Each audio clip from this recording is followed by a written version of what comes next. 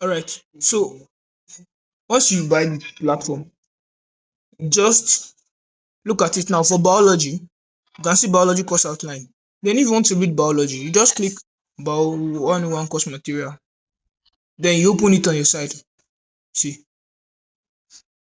Then you can start reading. You read about it. So you go back. If you are through reading, maybe you want to practice questions, you now go to test compilation.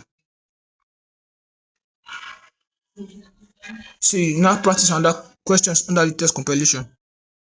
That's true. Then you look for your chemistry now. Look at chemistry. Even this is the course assignment of chemistry. Then if you want to read chemistry, click on access course material.